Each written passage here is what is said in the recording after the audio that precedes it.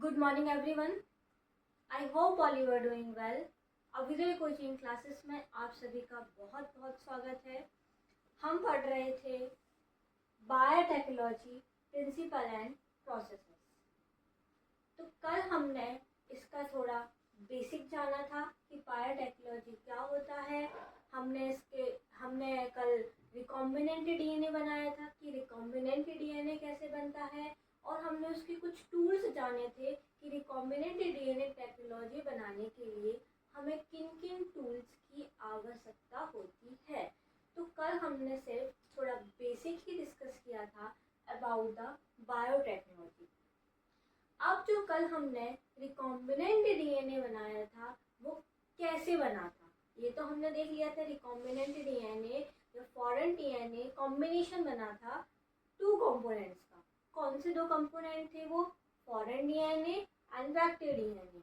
तो foreign DNA और vector DNA के दो कंपोनेंट से मिलकर हमारा रिकॉम्बिनेंट डीएनए बना था। अब रिकॉम्बिनेंट डीएनए तो हमने बना लिया, लेकिन इसकी जो प्रोसेस है वो क्या है, अब हम इसके बारे में जानेंगे।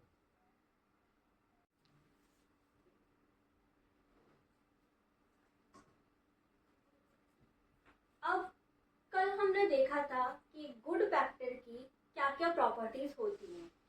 हमें अगर एक गुड बैक्टर चाहिए है तो गुड बैक्टर की क्या क्या प्रॉपर्टीज पढ़ी थी हमने कि उसके पास ORI होना चाहिए। ORI means origin of replication. Origin of replication, ठीक है। ये एक मेन इंपॉर्टेंट प्रॉपर्टी थी, कैरेक्टरिस्टिक्स था वेक्टर का।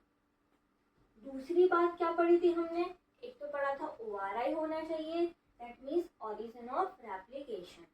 दूसरा क्या पढ़ा था? इसके पास सेलेक्टेबल मार्कर्स होने चाहिए, सेलेक्टेबल मार्कर्स। और तीसरी चीज हमने क्या पढ़ी थी? इसके पास क्लोनिंग साइट्स होनी चाहिए, क्लोनिंग साइट्स। अब हम इन तीनों को ही डिटेल में डिस्कस करेंगे कि ORI ऑरिजिन ऑफ रेप्लिकेशन क्या होता है, सिलेक्टेबल मार्कर्स क्या होते हैं एंड क्लोनिंग साइट्स क्या होती है। बेसिकली हम इसको थोड़ा थोड़ा डिस्कस कर चुके हैं जब हमने PBR 322 का डायग्राम पढ़ा था। याद है PBR 322 का डायग्राम?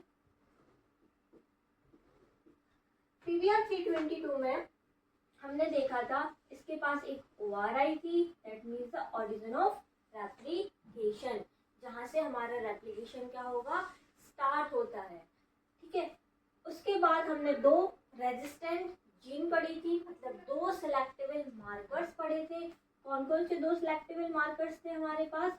एक था हमारा एम्फिसिलिन रेजिस्टेंस और दूसरा था हमारा क्या, टेट्रासाइक्लिन रेजिस्टेंट, ठीक है। तो ये दो हमारे क्या थे, सिलेक्टेबल मार्कर्स थे। अब हम जानेंगे कि एक्चुअली सिलेक्टेबल मार्कर्स का मतलब क्या होता है, ठीक है। उसके बाद पढ़ा था हमने क्लोनिंग साइट। अब हमने देखा था ये जो सिलेक्टेबल मार्कर्स थे इन पे ही हमारी क्या थी, कुछ क्लोनिंग साइट्स प्रेजेंट थी, कुछ रिस्ट्रिक्ट क्लोनिंग साइट्स को ही हम रिकॉग्निशन साइट बोलते हैं, ठीक है। क्लोनिंग साइट मतलब रिकॉग्निशन साइट।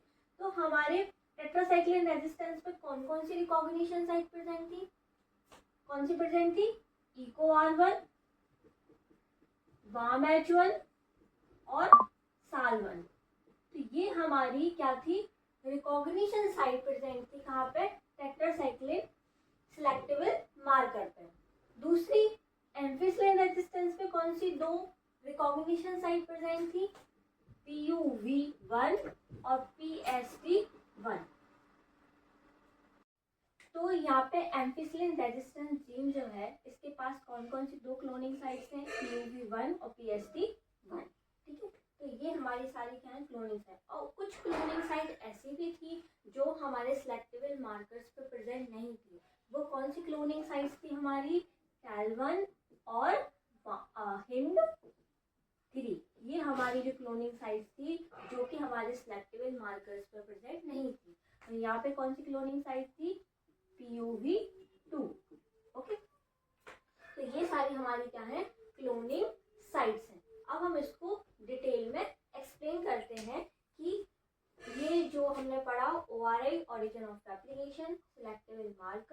और क्लोनिंग साइट्स। इनको हम अब डिटेल में पढ़ेंगे। सबसे पहले हम बात करते हैं ORI। वैसे आपने ORI वर्ड जो है आपने मॉलिक्यूलर बायोलॉजी में थोड़ा बहुत मॉलिक्यूलर बायोलॉजी में पढ़ा होगा। अब हम बात करते हैं ORI की। सबसे पहले ORI क्या है? सबसे पहले हमें ORI का मतलब पता होना चाहिए। ORI मतलब O means origin of replication. ये क्या है हमारा? Origin of replication. Origin of word से समझ आ रहा है? ओरिजिन ऑफ रेप्लिकेशन, जहां से हमारा रेप्लिकेशन क्या होगा? स्टार्ट होगा। तो ORI क्या होते हैं? एक स्पेसिफिक सीक्वेंसेस होते हैं कहाँ पे? हमारे नाइट्रोजनस बेसिस पे, मतलब DNA पे एक स्पेसिफिक सीक्वेंस होते हैं जहाँ से हमारा वेक्टर DNA जो क्या है रेप्लिकेट करता है। सपोज करो ये हमारा DNA है, इस DNA पे हमारी ये ORI साइट है, ठीक है, यहाँ से हमारा ओरिजिन ऑफ रेप्लिकेशन है। तो ये हमारी ORI साइट जो है, यहाँ से हमारा क्या होगा? रेप्लिकेशन स्टार्ट होगा। इस तरीके से हमारे रेप्लिकेशन फॉर्क बन जाएगा ये, ठीक है। तो रेप्लिकेशन फॉर्क बन जाएगी। तो ये हमारे क्या होते हैं? हमारे origin of replication. Origin of replication जो है हमारा is also responsible for maintaining the copy number of recombinant DNA। ये भी इंपॉर्टेंट चीज है कि जो ORI है हमारा क्या करता है? किसके लिए रिस्पॉन्सिबल है? Maintaining the copy number. जो कॉपी नंबर है रिकॉम्बिनेंट DNA के, उसको मेंटेन करता है। Maintaining the copy number of recombinant DNA। तो ये हमारा ORI ओरिजिन ऑफ रेप्लिकेशन। यहाँ पे हमारे बहुत सारे हेलिकेज, प्राइमेज, इन सब की लोडिंग होती है, ठीक है। और ये जो सीक्वेंसेस हैं हमारे, ये टूट कैसे जाते हैं? ये DNA जो है वो फॉर्क बन कैसे जाता है? कैसे बना ये फॉर्क? क्योंकि अब हमें पता है कि जो नाइट्रोजनस बेसिस है हमारे, एडेनिन, गुआनिन, साइटोसिन, थाइमिन और प्यूरिन और प्रिमिडीन। तो जो प्यूरिन है हमारे, प्यूरिन कौन कौन से होते हैं? प्यूरिन होते हैं हमारे एडेनिन और गुआनिन, ये होते हैं हमारे प्यूरिन। और प्रिमिडीन कौन से होते हैं? गलत लिख दिया है मैंने। प्यूरिन कौन से होते हैं? एडेनिन और गुआनिन। और प्रिमिडीन कौन से होते हैं? Cytosine and thymine. ओके, दो बेसिस है हमारे नाइट्रोजनस बेसिस।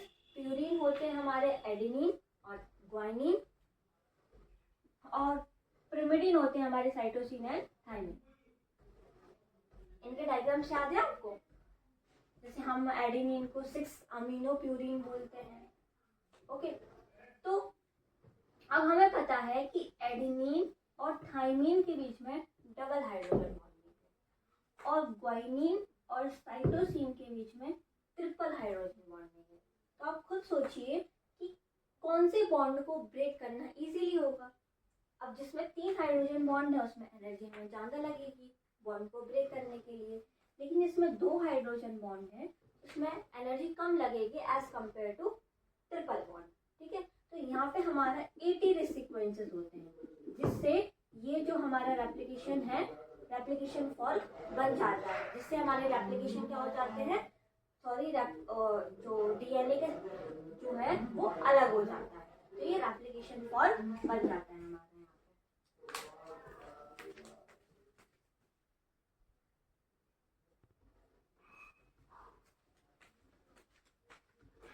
अब जो हमारी दूसरी इंपॉर्टेंट प्रॉपर्टी है वो है क्या? Selectable markers. सिलेक्टेबल मार्कर्स का मतलब कुछ हमें मार्क कर रहा है, कुछ इंडिकेट कर रहा है कि कुछ हो रहा है, जो मार्कर की तरह काम कर रहा है।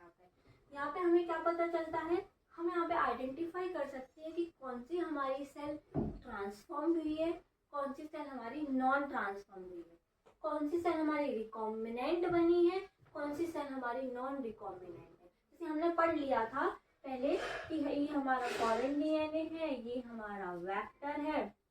ओके, तो हमने फॉरेन DNA यहाँ पे रिस्ट्रिक्शन एंजाइम प्लस लाइगेज का यूज करके क्या किया था? फॉरेन DNA को कट कर दिया था, और हमने सेम एज इट इज वहाँ पे वेक्टर DNA को भी कट किया, ठीक है। फिर हमने यहाँ पे लाइगेज का यूज किया, और यहाँ पे हमने फॉरेन डीएनए और वेक्टर डीएनए का एडिशन करा दिया, कॉम्बिनेशन करा दिया, तो ये हमारा रिकॉम्बिनेंट डीएनए बन गया था। ठीक है, रिकॉम्बिनेंट हम मान रहे हैं कि रिकॉम्बिनेंट डीएनए बन गया था, लेकिन हमें एग्जैक्टली पता कैसे चलेगा कि बना या कि नहीं बना?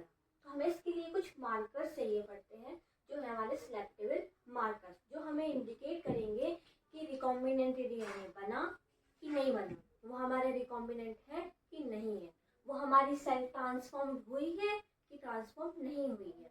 तो वही आइडेंटिफिकेशन करने के लिए, क्या आइडेंटिफिकेशन करने के लिए? Identification of transformed cell, identification of transformed cell. ठीक है, और we can say recombinant DNA को हम आइडेंटिफाई करने के लिए फ्रॉम नॉन रिकॉम्बिनेंट डीएनए से हम सिलेक्टिव मार्कर्स का यूज करते हैं। या दूसरी चीज, हम आइडेंटिफिकेशन या एलिमिनेशन करते हैं किसका?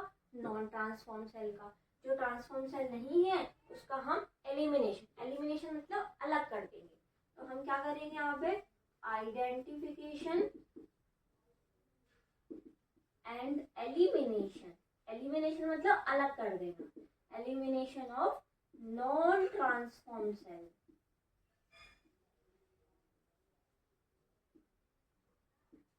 ओके, तीसरी चीज क्या है? तीसरी चीज ये है इसमें कि हम क्या करेंगे? आइसोलेशन और ग्रोथ कराएंगे किसकी? ट्रांसफॉर्म सेल की।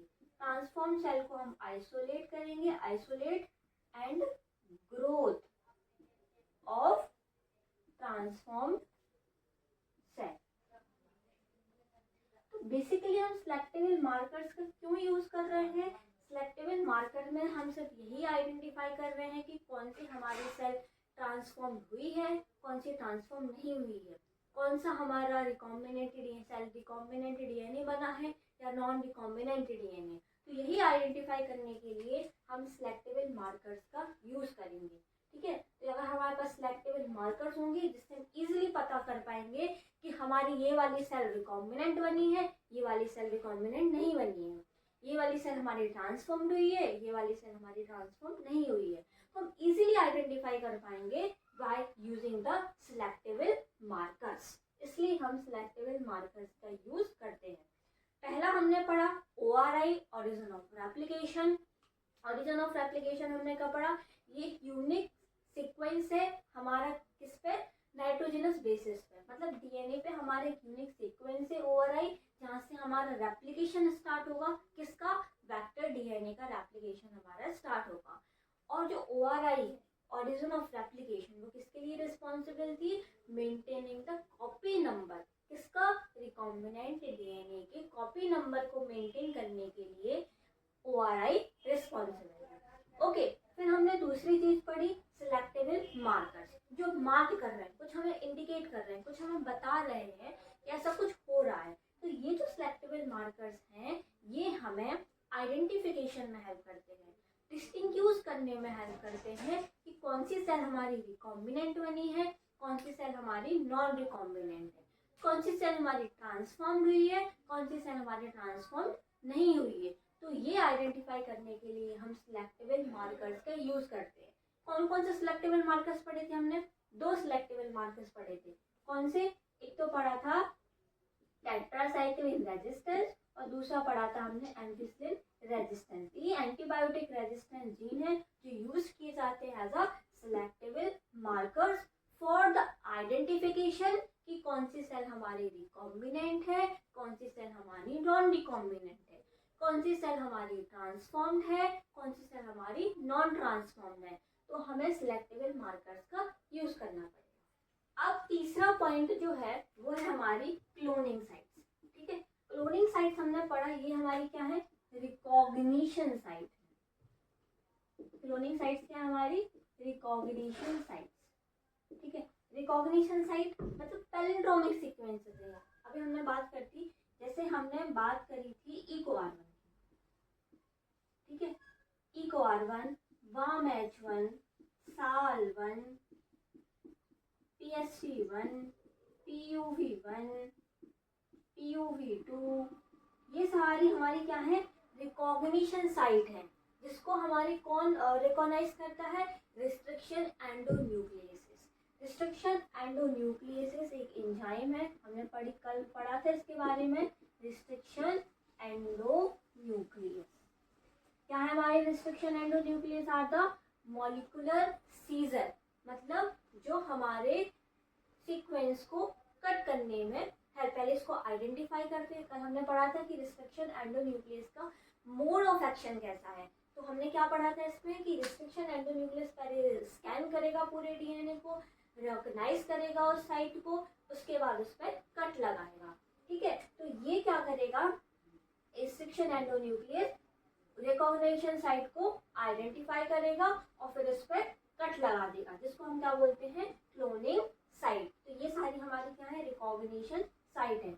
हमने क्या पढ़ा था, पूरे हमारे पैलिंड्रोमिक सीक्वेंस में टोटल 8 रिकॉग्निशन साइट है, जिसमें हमारी 3 टेट्रासाइक्लिन रेजिस्टेंस जीन पे हैं। कौन कौन सी हैं, EcoR1, WAMH1 और SAL1, जो टेट्रासाइक्लिन रेजिस्टेंस जीन है।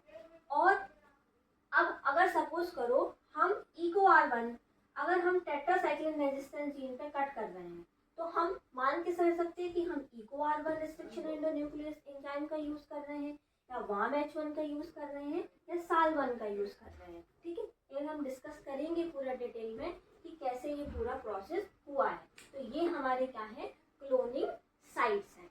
ठीक है, अब हम बात करते हैं कि हमारे जो सिलेक्टेबल मार्कर्स थे वो काम कैसे करते हैं, कैसे हमें पता चल पा रहा है कि कौन सी सेल हमारी रिकॉम्बिनेंट बनी है, कौन सी सेल हमारी नॉन रिकॉम्बिनेंट है, कौन सी सेल हमारी ट्रांसफॉर्म हुई है और कौन सी सेल हमारी नॉन ट्रांसफॉर्म है। तो वही आइडेंटिफाई करने के लिए हम सिलेक्टेबल मार्कर्स का यूज करते हैं। तो सिलेक्टेबल मार्कर्स में हम किस किस का यूज करते हैं, एक तो करते हैं हम एंटीबायोटिक रेजिस्टेंस जीन का।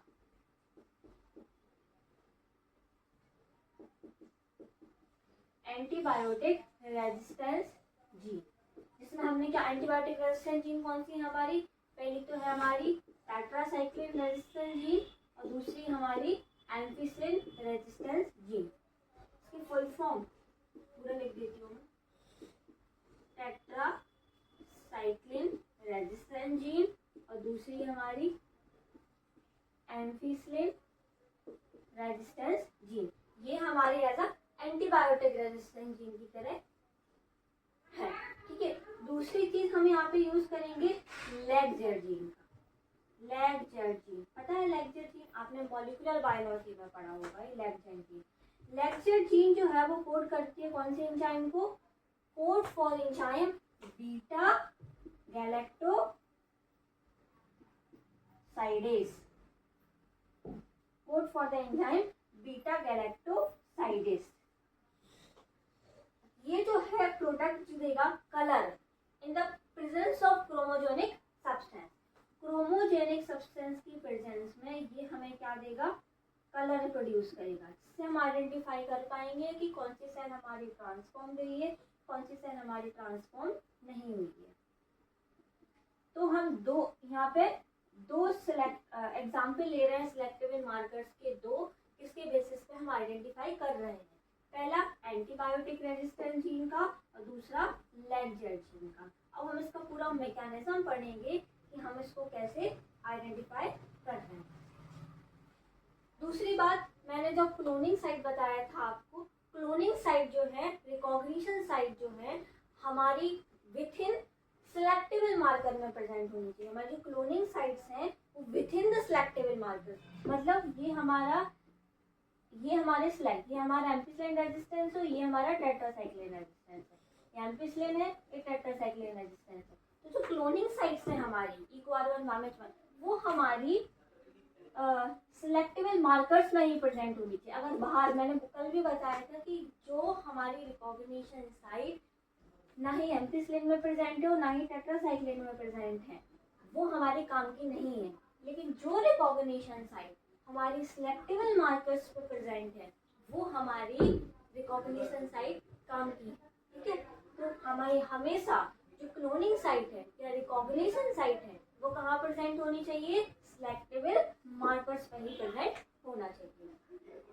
अब हम इसका मैकेनिज्म देखते हैं कि हम इसको कैसे आइडेंटिफाई करेंगे कि कौन सी हमारी सेल रिकॉम्बिनेंट बनी है और कौन सी हमारी सेल नॉन रिकॉम्बिनेंट है। ओके, तो यहाँ पे हमने लिया, सपोज करो ये हमारा है वेक्टर डीएनए।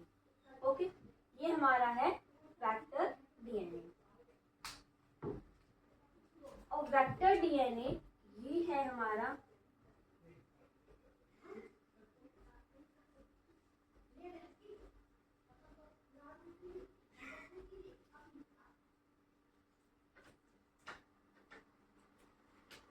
और ये है हमारा जीन ऑफ इंटरेस्ट। अब हम देख रहे थे कि हमारे जो सिलेक्टिव मार्कर्स हैं वो कैसे काम कर रहे हैं। ये हमारा वेक्टर डीएनए है, सपोज करो ये हमारी एंटीसेन रेजिस्टेंस या टेट्रासाइक्लिन रेजिस्टेंस, हम मान लेते हैं टेट्रासाइक्लिन रेजिस्टेंस जीन है। ये हमारा क्या है, जीन ऑफ इंटरेस्ट। ये क्या है हमारा जीन ऑफ इंटरेस्ट है। ठीक है, अब ये जीन ऑफ इंटरेस्ट ये हमारा क्या है, जीन ऑफ इंटरेस्ट। अब हमने यहाँ पे क्या किया, रिस्ट्रिक्शन एंजाइम का यूज करेंगे रिस्ट्रिक्शन एंजाइम का यूज करेंगे। अब हमें जीन ऑफ इंटरेस्ट को यहाँ पे जोड़ना है, तो हम यहाँ पे कट लगाएं। सपोज करो यहाँ पे कट लग गया, यहाँ पे क्लोनिंग साइट थी कोई, रिस्ट्रिक्शन एंजाइम ने उसको रिऑर्गेनाइज किया और इस पे यहाँ पे इसको कट लगा दिया। जब कट लगाया तो ये क्या बन गया,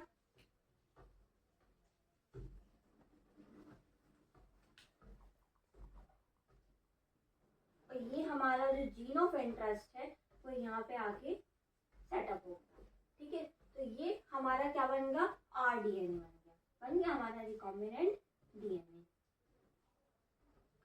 ये हो गया हमारा क्या, फॉर्मेशन ऑफ रिकॉम्बिनेंट। ये बन गया हमारा फॉर्मेशन ऑफ रिकॉम्बिनेंट। अब यहाँ पे जो कट लगा,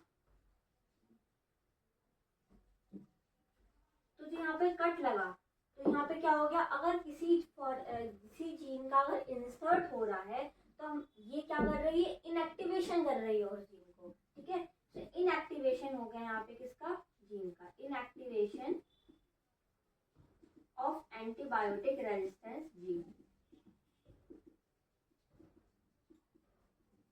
एंटीबायोटिक रेजिस्टेंस जीन का क्या हो गया, यहाँ पे इनएक्टिवेशन हो गया। देखो इजी वे में समझो इसको, ये हमारा वेक्टर डीएनए था, इसमें हमारी एम्फिसिलिन रेजिस्टेंस जीन है, टेट्रासाइक्लिन रेजिस्टेंस जीन है, तो ये हमारा जीन ऑफ कोई इंटरेस्ट है। ओके, अब हमने इसमें क्या किया, रिस्ट्रिक्शन एंजाइम ने एक स्पेसिफिक रिकॉग्नाइज किया स्पेसिफिक सीक्वेंस को और वहां पे कट लगा दिया।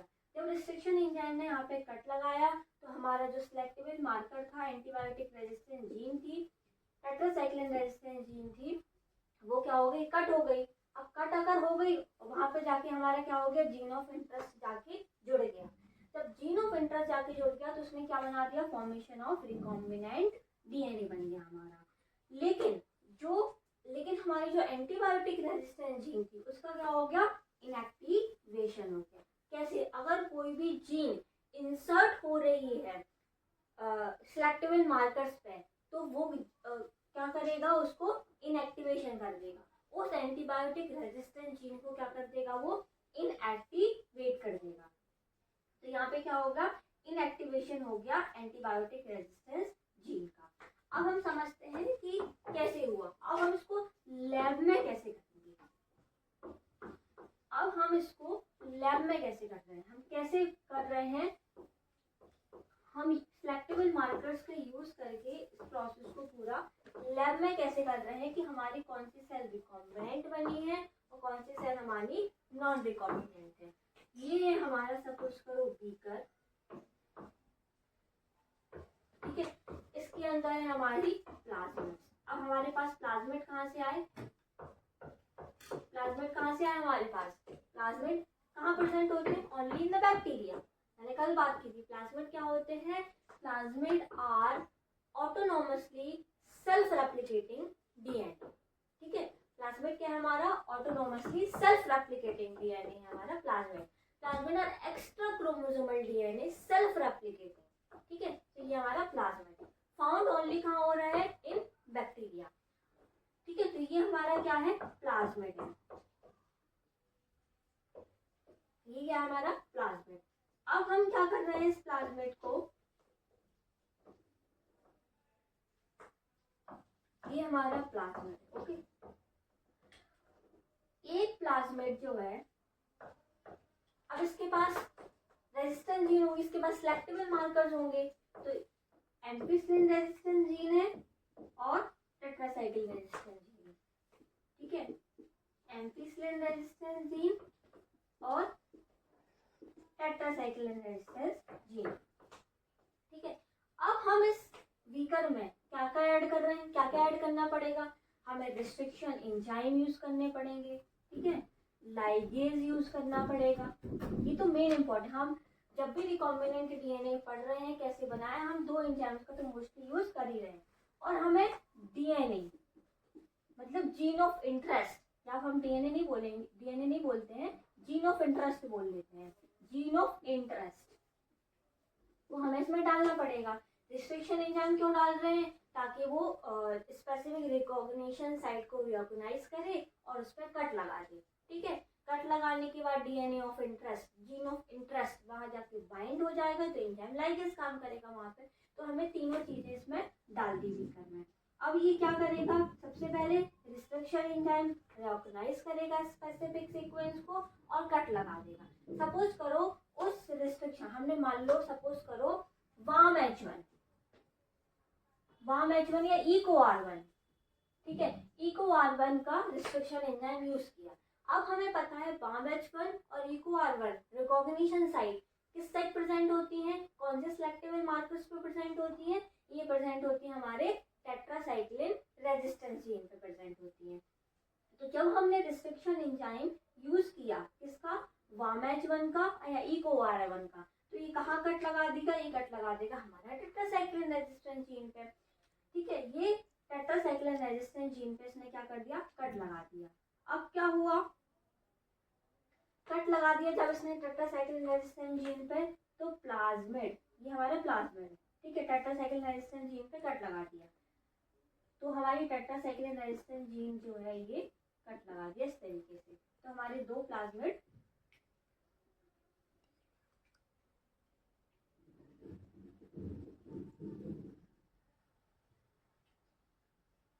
में बढ़ाओ, देख देख बढ़ा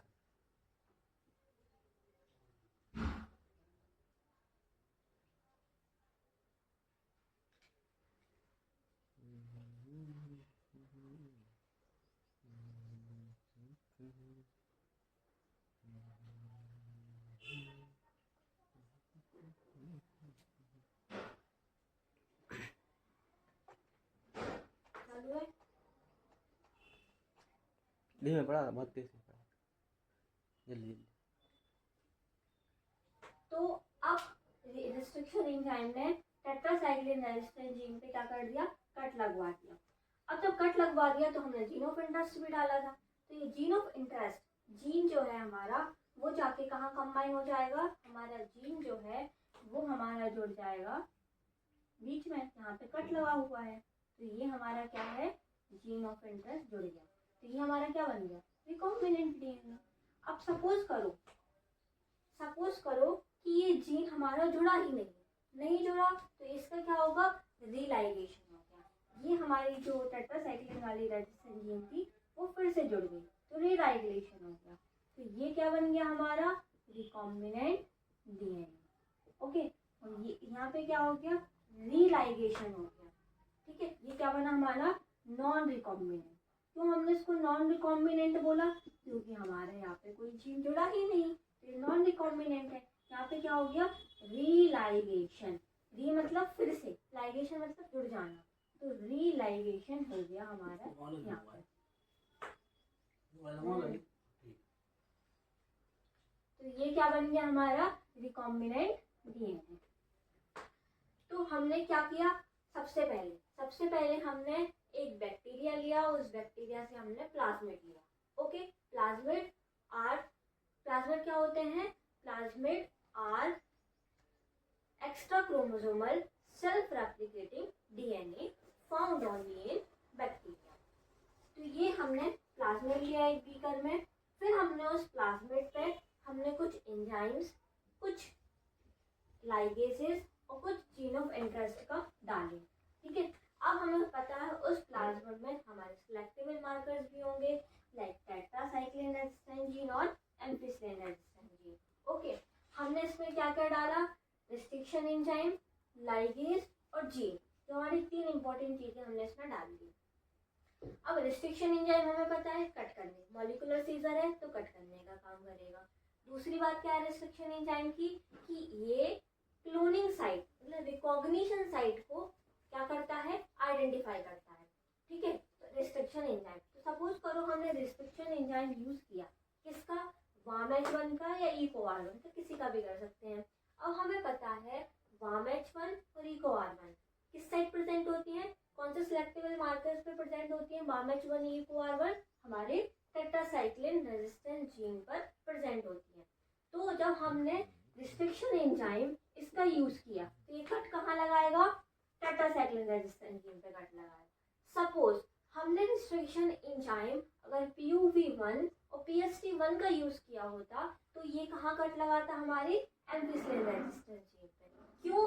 क्योंकि हमारे जो PUV1 और PST1 है वो हमारे एम्फिसिलिन रेजिस्टेंट जीन पर प्रेजेंट है। ओके, तो हमने जब यूज किया है WAMH1 का और EcoR1 का, तो ये रिस्ट्रिक्शन एंजाइम कहाँ पे कट लगाएगा? टेट्रासाइक्लिन रेजिस्टेंट जीन पे कट लगाएगा। अब इसने टेट्रासाइक्लिन रेजिस्टेंट जीन पे ऐसे कट लगा दिया। जब इसने कट लगाया, ये कट लगा दिया टेट्रासाइक्लिन रेजिस्टेंट जीन पे। अब हमने जीन ऑफ इंटरेस्ट भी लिया था कोई, ये हमने जीन ऑफ इंटरेस्ट भी लिया था। तो अगर हमने जब कट लगाया, सपोज करो हमारा जीन वहां आके जुड़ जाता है, अब हमें ये सारी चीजें दिख नहीं रही हैं, प्रोसेस जो हो रही है ये, तो हमें कुछ दिख नहीं रहा है कि एक्जेक्टली हो क्या रहा है। ठीक है, तो ये अगर हमारा जीन ऑफ इंटरेस्ट जुड़ गया तो ये हमारा क्या बन गया? Recombinant DNA. ठीक है, rDNA बन गया। अगर सपोज करो हमारा जीन ऑफ इंटरेस्ट जुड़ा ही नहीं, अगर जीन जुड़ा ही नहीं तो ये कौन सी बनेगी? हमारी नॉन रिकॉम्बिनेंट। नॉन रिकॉम्बिनेंट यहाँ पे हमारा जो ये जीन है इसका क्या हो गया? सेल्फ रीलाइगेशन होती है। रीलाइगेशन का मतलब री मतलब फिर से, लाइगेशन मतलब जुड़ जाना, मतलब उसका फिर से जुड़ गया, वही जीन फिर से जुड़ गई जो पहले थी। तो यहाँ पे कोई रिकॉम्बिनेशन नहीं हुआ है, तो ये कौन सी सेल कहलाएगी? हमारी नॉन रिकॉम्बिनेंट सेल। और ये कौन सी सेल कहलाएगी? हमारी रिकॉम्बिनेंट सेल। कितनी बात समझ में आई? ये हमारी क्या कहलाएगी? Non recombinant cell. फिर हम इसको ट्रांसफर कर देंगे ई कोलाई में। ठीक है, फिर हम इसको बैक्टीरिया में ट्रांसफर कर देंगे, ई कोलाई में, जिसकी मल्टीपल कॉपी बन जाएंगी टू मेंटेन इट्स प्रोजेनी। इसकी प्रोजेनी को हम मेंटेन कर पाएंगे। फिर तो ये हमारा इस तरीके से, अब हमने सिलेक्टिव मार्कर, अब हमने टेट्रासाइक्लिन और ampicillin resistant gene selective markers का यूज करके हमें पता चल पाया कि कौन सी सेल हमारी रिकॉम्बिनेंट है और कौन सी सेल हमारी नॉन रिकॉम्बिनेंट। अब यहाँ पे हमारी 3 टाइप की सेल्स बनेगी। एक तो बनेगी हमारी नॉन ट्रांसफॉर्मेंट, मतलब यहाँ पे कुछ ट्रांसफर ही नहीं हुआ है। ठीक है, तो इस सेल को हम क्या बोल रहे हैं? नॉन ट्रांसफॉर्मेंट सेल, जहाँ पे हमारा कुछ ट्रांसफर हुआ ही नहीं। ठीक है, दूसरी सेल हमने पढ़ी जो ये हमारी ट्रांसफॉर्म तो हुआ है यहाँ पे, लेकिन रिकॉम्बिनेशन नहीं हुआ है यहाँ पे, तो हम इसको ट्रांसफॉर्म सेल तो बोल सकते हैं लेकिन नॉन रिकॉम्बिनेंट। ठीक है, तो ये हमारी क्या है? Non recombinant transformant. तो ये, और तीसरी सेल्स क्या है हमारी? तीसरी सेल में क्या पढ़ा था हमने?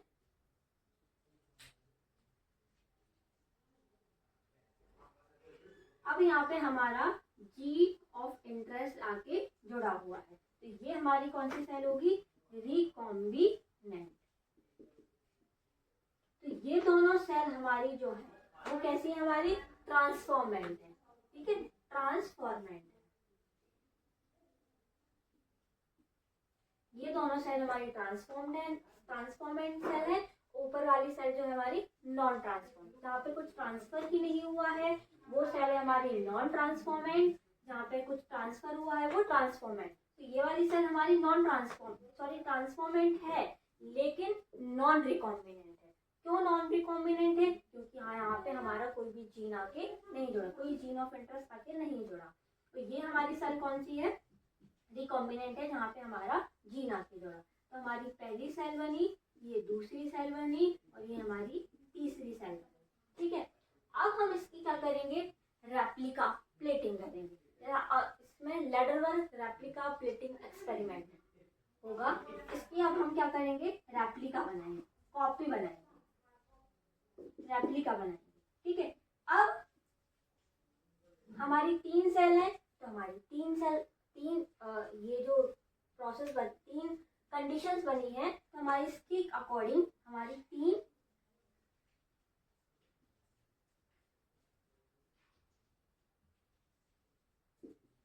ये हमारी किसमें बनी? एंटीबायोटिक फ्री इन्वायरमेंट में। ठीक है, ये हमने इसकी रेप्लिका बनाई, पहली, दूसरी और तीसरी। मतलब ये हमारी पहली सेल जो है वो नॉन ट्रांसफॉर्मेंट है, दूसरी सेल हमारी नॉन रिकॉम्बिनेंट है और तीसरी सेल हमारी रिकॉम्बिनेंट है। ठीक है, अब हम इसको क्या करते हैं? एक को अब हमें सिलेक्टिव मार्कर, क्योंकि हम सिलेक्टिव मार्कर के ही बेसिस पे बता रहे हैं कि कौन सी सेल हमारी रिकॉम्बिनेंट है, कौन सी सेल हमारी रिकॉम्बिनेंट नहीं है। तो अब हमने एक सेल ली जो हमारी कैसी है? टेट्रासाइक्लिन रेजिस्टेंस है, और दूसरी सेल हमने ली जो हमारी एम्फिसिलिन रेजिस्टेंस है। ठीक है, तो ये हमारी एम्फिसिलिन रेजिस्टेंस है और ये हमारी टेट्रासाइक्लिन रेजिस्टेंस है। ठीक है, एक मीडियम हमने लिया, इसमें हम न्यूट्रिशन मीडियम भी डालेंगे, लाइक अगार मीडियम यूज कर सकते हैं। ठीक है, तो ये हमारी जो है पहली हमने लिया एम्फिसिलिन रेजिस्टेंस और दूसरा लिया हमने टेट्रासाइक्लिन रेजिस्टेंस। अब पहली सेल थी हमारी कैसी? नॉन ट्रांसफॉर्मेंट, यहाँ पे कुछ है ही नहीं, नॉन ट्रांसफॉर्मेंट है, ना ही हमारे इसमें एम्फिसिलिन रेजिस्टेंस जीन है, ना ही हमारा टेट्रासाइक्लिन रेजिस्टेंस जीन है। ठीक है, तो अगर हम इसको एम्फिसिलिन रेजिस्टेंस मीडियम में डालें या हम इसको टेट्रासाइक्लिन रेजिस्टेंस मीडियम में डालेंगे, ये ग्रो नहीं करेगी। क्यों? क्योंकि इसके पास कोई रेजिस्टेंस जीन है ही नहीं है, तो ये क्या करेगी? ग्रो नहीं करेगी। ठीक है, तो जो हमारी नॉन ट्रांसफॉर्मेंट सेल है वो ना एम्फिसिलिन रेजिस्टेंस जीन में सर्वाइव करेगी और ना ही हमारी टेट्रासाइक्लिन रेजिस्टेंस जीन में सर्वाइव करेगी। ठीक है, तो जो हमारी नॉन ट्रांसफॉर्मेंट सेल है वो इस तरीके से हमें दिखेगी ही नहीं। तो ये हमारी पहली सेल हो गई जो हमारी कैसी थी? नॉन ट्रांसफॉर्मेंट थी। ठीक है, तो जो हमारी नॉन ट्रांसफॉर्मेंट सेल है वो ना ही हमारी एम्फिसिलिन रेजिस्टेंस जीन में सर्वाइव कर रही है और ना ही हमारी टेट्रासाइक्लिन रेजिस्टेंस जीन में सर्वाइव कर रही है, क्योंकि वहाँ पे कुछ ट्रांसफर ही नहीं हुआ है, ना ही कुछ रिकॉम्बिनेशन हुआ है, तो वो ना ही एम्फिसिलिन में सर्वाइव करेगी और ना ही हमारी टेट्रासाइक्लिन रेजिस्टेंस जीन में सर्वाइव करेगी। दूसरी चीज, दूसरा सेल्स कैसी थी हमारी? नॉन रिकॉम्बिनेंट है लेकिन ट्रांसफॉर्मेंट है। ठीक है, अब इस वाली जीन में हमारा जो एम्फिसिलिन रेजिस्टेंस जीन है और टेट्रासाइक्लिन रेजिस्टेंस जीन दोनों ही काम कर रहे हैं। देखो, ये हमारी टेट्रासाइक्लिन रेजिस्टेंस जीन है और यहाँ पे हमारी एम्फिसिलिन रेजिस्टेंस जीन है, हमने यहाँ पे कोई छेड़खानी नहीं की है। तो जो हमारी दूसरी वाली सेल है वो हमारी एम्फिसिलिन रेजिस्टेंस मीडियम में भी सर्वाइव करेगी, क्योंकि हमारे वहाँ पे एम्फिसिलिन रेजिस्टेंस जीन भी सही है और यहाँ पे हमारी टेट्रासाइक्लिन रेजिस्टेंस, क्योंकि हमारे यहाँ पे जीन कट नहीं लगा, फिर से रीलाइगेशन हो गया था वहाँ पे, तो हमारी जो सेकेंड वाली सेल है वो हमारी टेट्रासाइक्लिन रेजिस्टेंस जीन में भी सर्वाइव करेगी। तो जो हमारी दूसरी टाइप की सेल है वो कैसी है? नॉन रिकॉम्बिनेंट है, क्योंकि वहाँ पे जीन कोई इंसर्ट नहीं हुआ है लेकिन ट्रांसफॉर्मेंट है। ठीक है, तो इस सेकेंड वाली सेल में हमारी एम्फिसिलिन रेजिस्टेंस जीन और टेट्रासाइक्लिन रेजिस्टेंस जीन दोनों ही काम कर रही हैं। ठीक है, क्योंकि दोनों ही हमारी है वहाँ पे, ठीक है। तो वो एम्पिसिलिन रेजिस्टेंस मीडियम में भी सर्वाइव करेगी और टेट्रासाइक्लिन रेजिस्टेंस मीडियम में भी सर्वाइव करेगी। अब हम बात करते हैं तीसरी टाइप की सेल्स की। तीसरी टाइप की सेल कैसी है हमारी, जिसमें हमने कौन से रिस्ट्रिक्शन एंजाइम का यूज किया था, EcoR1 या MAMH1 का। तो वो कट कहाँ लगाएगा, टेट्रासाइक्लिन रेजिस्टेंस जीन पे कट लगाएगा। तो जब ये टेट्रासाइक्लिन रेजिस्टेंस पे जीन पे कट लगाया इसने, वहां जाके हमारा जीन ऑफ इंटरेस्ट जाके जुड़ गया। जब जीन ऑफ इंटरेस्ट जाके जुड़ गया तो हमारा क्या बन गया, रिकॉम्बिनेंट। तो वहाँ पे अब हमारा इनएक्टिवेशन हो गया जीन का, ठीक है, इनएक्टिवेशन हो गया जीन का। तो लेकिन हमारी यहाँ पे जो एम्पिसिलिन रेजिस्टेंस जीन है, जो हमारा एम्पिसिलिन सेलेक्टेबल मार्कर है, वो तो हमारा सही से काम कर रहा है।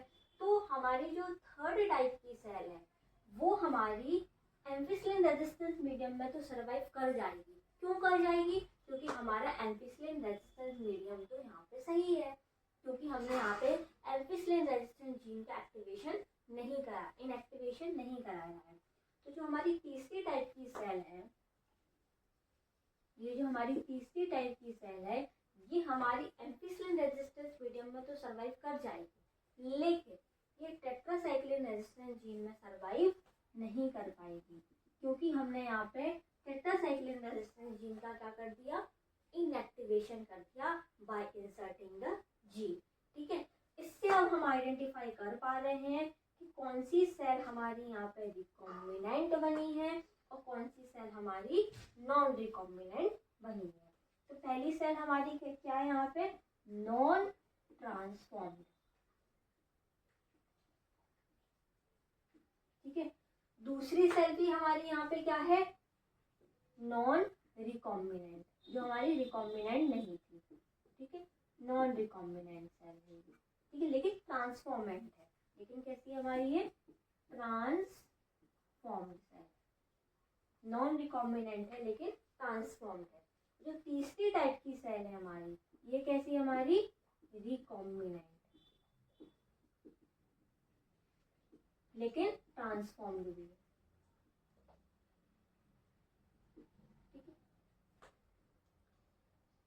तो यहाँ पे हमने क्या कर दिया, इंसर्शनल इनएक्टिवेशन ऑफ जीन। यहाँ पे क्या कर दिया हमने, इंसर्शनल इनएक्टिवेशन।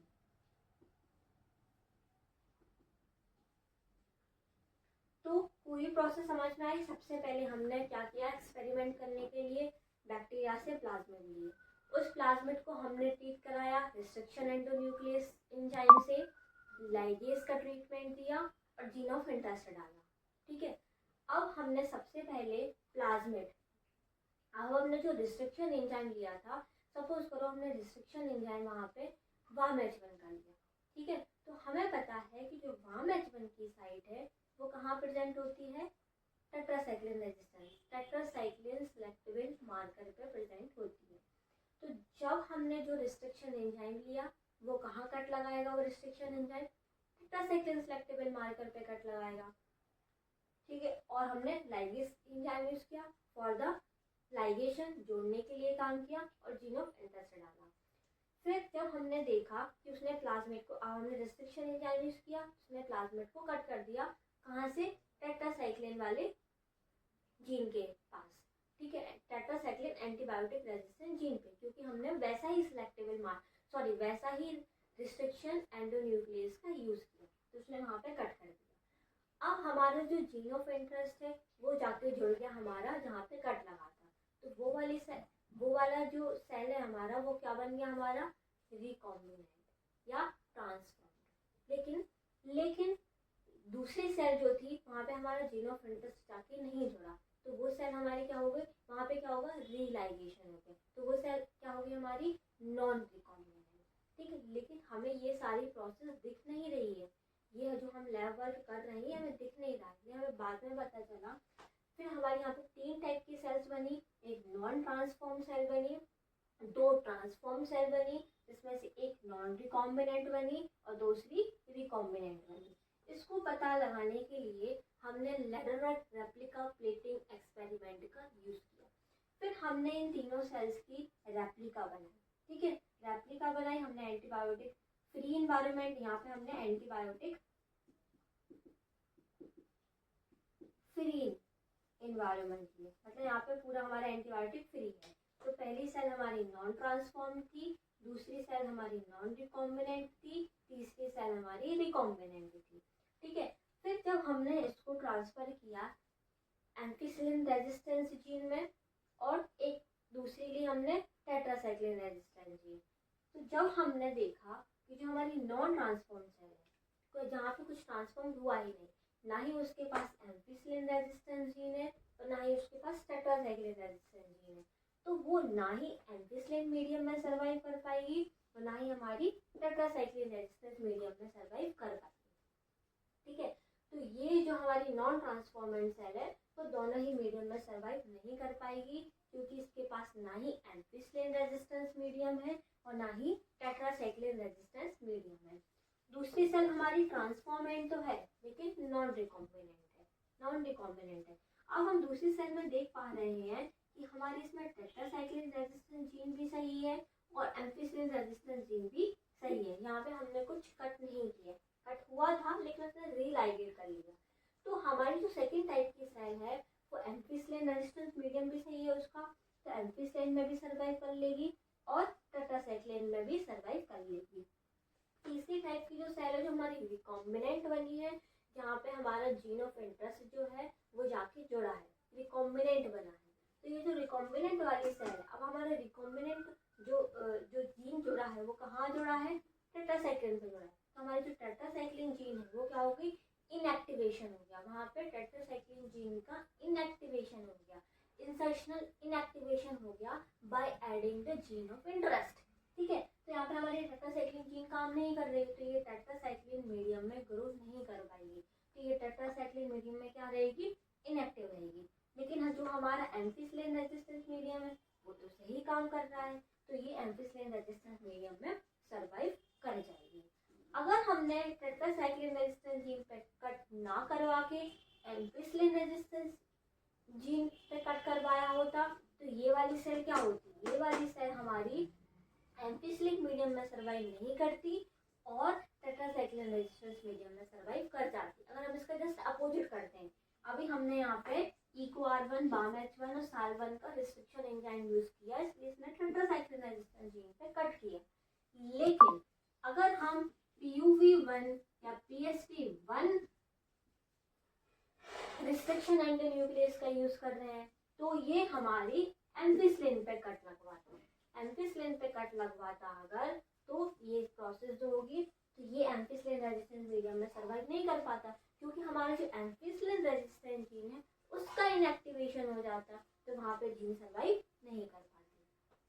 तो ये पूरा एक्सपेरिमेंट है हमारा लैडरर रेप्लिका प्लेटिंग एक्सपेरिमेंट, जिससे हमने by using the selective markers हमने पता लगा पाया कि कौन सी सेल हमारी रिकॉम्बिनेंट बनी है, कौन सी सेल हमारी नॉन रिकॉम्बिनेंट है, कौन सी सेल हमारी ट्रांसफॉर्म्ड हुई है, कौन सी सेल हमारी नॉन ट्रांसफॉर्म्ड हुई है। यहाँ से हमने आइडेंटिफाई कर लिया ना कि हमें पता चल गया जो हमारी पहली वाली सेल है वो नॉन ट्रांसफॉर्म्ड है, दूसरी वाली सेल हमारी ट्रांसफॉर्म तो है लेकिन नॉन रिकॉम्बिनेंट है।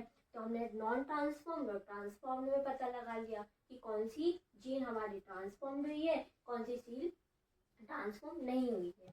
दूसरी चीज हमने नॉन रिकॉम्बिनेंट और रिकॉम्बिनेंट में पता लगा लिया, अगर जीन ऑफ इंटरेस्ट इंसर्ट हुआ है तो वो हमारी जीन रिकॉम्बिनेंट बन गई और दूसरी सेल हमारी नॉन रिकॉम्बिनेंट बन गई। तो ये पूरी प्रोसेस थी by using the selective markers. हमने पता लगाया कि कौन रिकॉम्बिनेंट बना, कौन रिकॉम्बिनेंट नहीं बना, कौन ट्रांसफॉर्म्ड हुआ है और कौन ट्रांसफॉर्म नहीं हुआ है। तो ये पूरा प्रोसेस है। दूसरा अब हम यहाँ पे यूज करते हैं लैगजेड जीन का।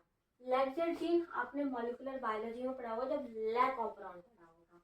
तो लैगजेड जीन है वो किसको कोड करती है, ऐसा कुछ पढ़ा होगा, ये लैगजेड जीन। ठीक है, तो जो हमारी लैगजेड जीन है वो किसको कोड करती है, हमारी बीटा गैलेक्टोसाइडिस एंजाइम को।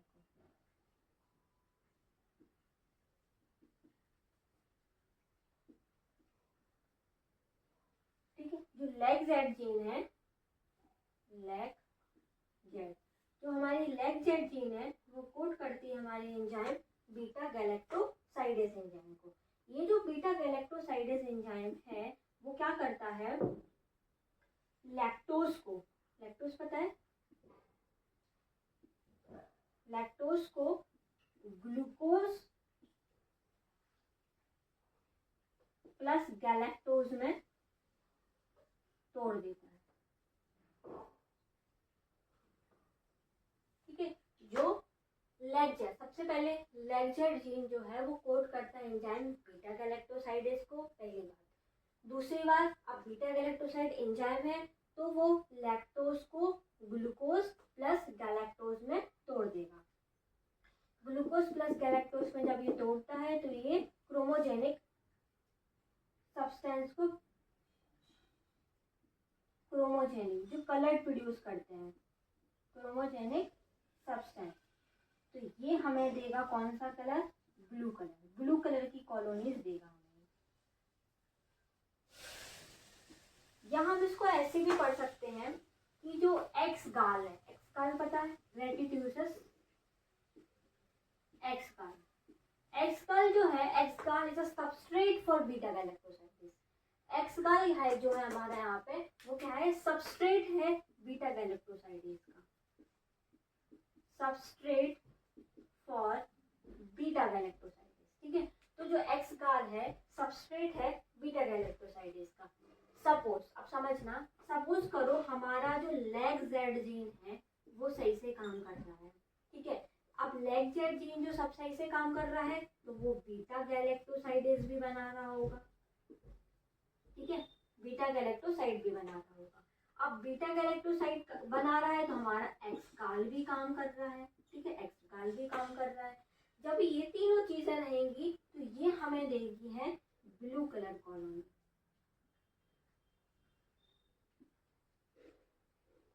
ठीक है, ये हमारी पहली कंडीशन है। दूसरी कंडीशन की अगर हम बात करते हैं, अगर सपोज करो हमारी जो लेग जेड जीन है वो काम नहीं कर रही है, लेग जेड जीन काम नहीं कर रही है तो वो बीटा गैलेक्टोसाइड एंजाइम को भी कोड नहीं कर रहा है। ठीक है, बीटा गैलेक्टोसाइड एंजाइम भी नहीं बन रहा हमारा यहाँ पे।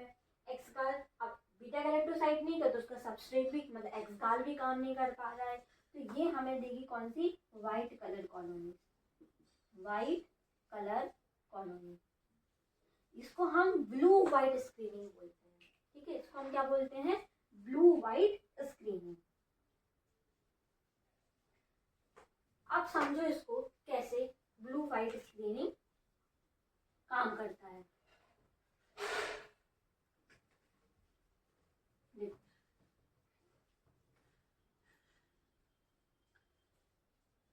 ये है हमारा PUC8। ठीक है, PUC8 के पास हमारी ये एम्फीसिलिन रेजिस्टेंस जीन है और ये लेग जेड जीन। ठीक है, ये हमारी लेग जेड जीन है।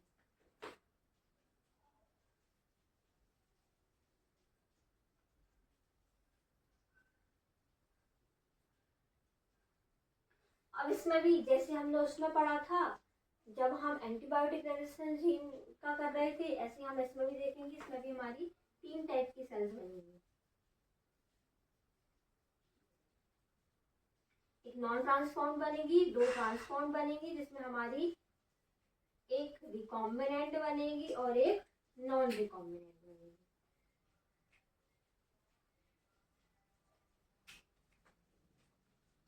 ये बन गई हमारी रिकॉम्बिनेंट। ठीक है, अब क्या होगा, जो हमारी नॉन ट्रांसफॉर्म सेल है वो तो सर्वाइव ही नहीं करेगी। ठीक है, वो तो हमें पता है कि सर्वाइव नहीं करेगी। दूसरी बात, जो नॉन रिकॉम्बिनेंट है हमारी ये वाली सेल, जो नॉन रिकॉम्बिनेंट है और ट्रांसफॉर्म्ड है, नॉन रिकॉम्बिनेंट है लेकिन ट्रांसफॉर्म्ड है, वो हमें देगी क्या, ब्लू कलर की कॉलोनी। ये हमें देगी ब्लू कॉलोनी।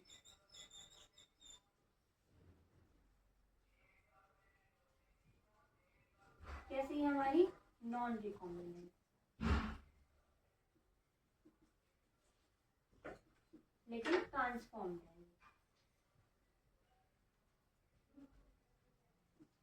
दूसरी, जो हमारा रिकॉम्बिनेंट बना हुआ है वो हमें देगी कौन सी कलर की कॉलोनी, वाइट कलर की कॉलोनी।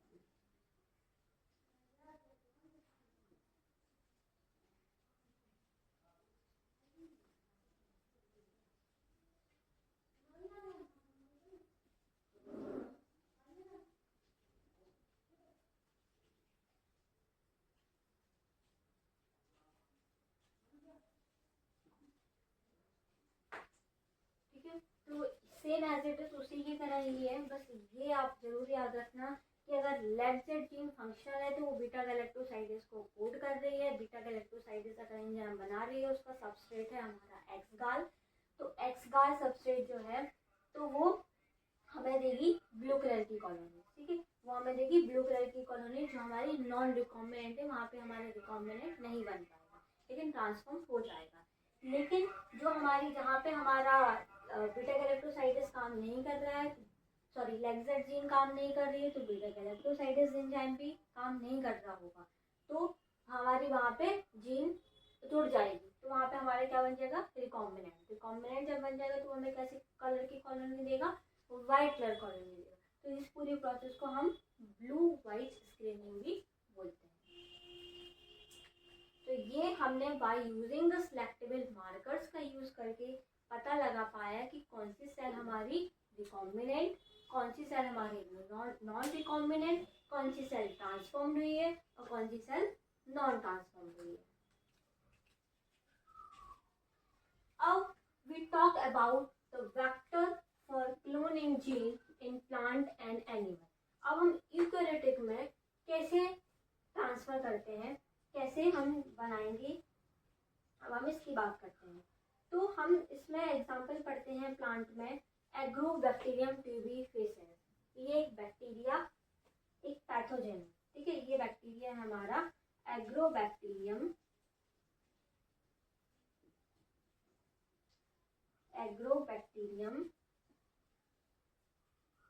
ट्यूबिफेसिस। ठीक है, तो एग्रोबैक्टीरियम ट्यूबिफेसिस क्या है, पैथोजन जो कि सेवरल डाइकॉट्स प्लांट में प्रेजेंट है। कहाँ प्रेजेंट है ये हमारा, डाइकॉट प्लांट में। ठीक है, तो ये हमारा प्लांट है, ये हमारा एग्रोबैक्टीरियम ट्यूबिफेसिस है जो कि डाइकॉट प्लांट में प्रेजेंट है। उसका ये प्लाज्मिड है, TI plasmid, tumour inducing plasmid, और उसका ये डीएनए है, ये उसका डीएनए है, इसको बोलेंगे ट्यूमर इंड्यूसिंग डीएनए, और उसका ये बैक्टीरियल जीनोम है। तो ये हमारा पूरा डायग्राम किसका है, एग्रोबैक्टीरियम ट्यूबिफेसिस का, जिसके पास उसका क्या है, ये डीएनए, ट्यूमर इंड्यूसिंग डीएनए। ऐसा डीएनए है जो ट्यूमर को बनाता है, ट्यूमर को इंड्यूस कराता है। ठीक है, वो क्या है, हमारा ट्यूमर इंड्यूसिंग डीएनए है, उसमें हमारा ट्यूमर इंड्यूसिंग प्लाज्मिड है। तो ये हमारा पैथोजन है, ये एग्रोबैक्टीरियम ट्यूबिफेसिस जो कि डाइकोट प्लांट्स में प्रेजेंट है। ठीक है, अब ये क्या होता है, अब ये अपना पीस ऑफ डीएनए जो ट्यूमर इंड्यूसिंग डीएनए है, जो ट्यूमर को इंड्यूस करता है, ऐसा जो डीएनए है इसका एग्रोबैक्टीरियम का, वो ट्रांसफर कर देता है, डिलीवर कर देता है किसमें, इनटू दी प्लांट सेल में। ठीक है, तो इसने अपना ट्यूमर इंड्यूसिंग डीएनए को प्लांट सेल में डिलीवर कर दिया, टीडीएनए को प्लांट सेल में डाल दिया, ट्रांसफॉर्म कर दिया नॉर्मल हेल्थी प्लांट सेल में।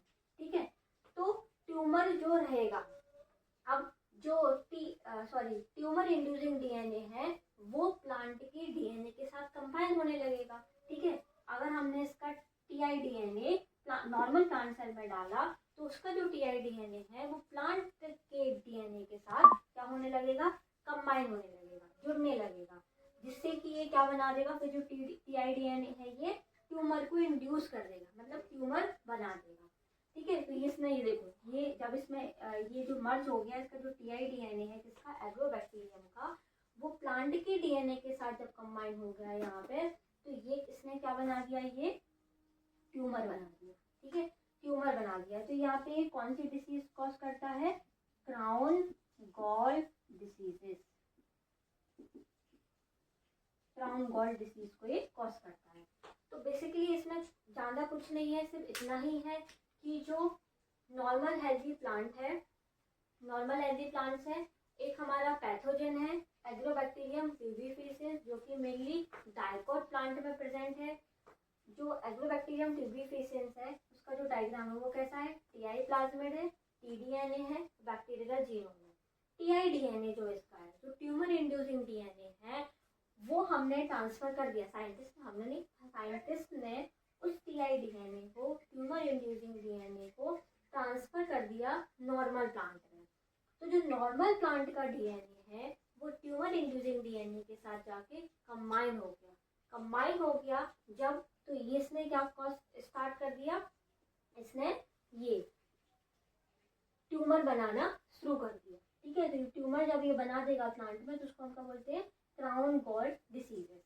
अब हम कुछ, अगर सपोज करो हम इस बैक्टीरिया में, इस एग्रोबैक्टीरियम ट्यूबिफिकेंस में हम सपोज करो इस टीआईडीएनए को रिप्लेस कर दें, हम इस ट्यूमर इंड्यूसिंग डीएनए को रिप्लेस कर देते हैं किसके साथ, हम अपने डीएनए के साथ, सपोज करो हम अपने या दूसरे डीएनए के साथ अगर हम इस टीआईडीएनए को क्या कर दें, मॉडिफाइड कर दें। ठीक है, ट्यूमर इंड्यूसिंग प्लाज्मिड जो है एग्रोबैक्टीरियम ट्यूबिफिकेंस का, अगर हम उसको मॉडिफाइड कर दें, ठीक है, फिर उसके बाद हम इसको ट्रांसफर करते हैं तो हम एक नॉर्मल वैरायटी ऑफ प्लांट को प्रोड्यूस कर सकते हैं। अगर हम इस टीआईडीएनए को किसी दूसरे डीएनए के साथ रिप्लेस कर देते हैं, जिससे हम डिफरेंट वैरायटीज के प्लांट को भी प्रोड्यूस कर सकते हैं। इस तरीके से हम ये पूरा प्रोसेस करते हैं।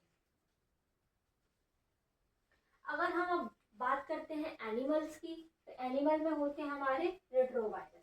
ठीक है, इसमें होते हैं हमारे एग्रोबैक्टीरियम ट्यूबिफिकेंस बैक्टीरियम, और उसमें होते हैं हमारे रेट्रोवायरस जो हमारे नॉर्मल सेल्स को कैंसरस सेल्स में चेंज कर देते हैं। बाकी ये पूरा प्रोसेस सेम होता है। दूसरी हम बात करते हैं सटल वेक्टर्स की। सटल वेक्टर्स क्या होते हैं, सटल वेक्टर्स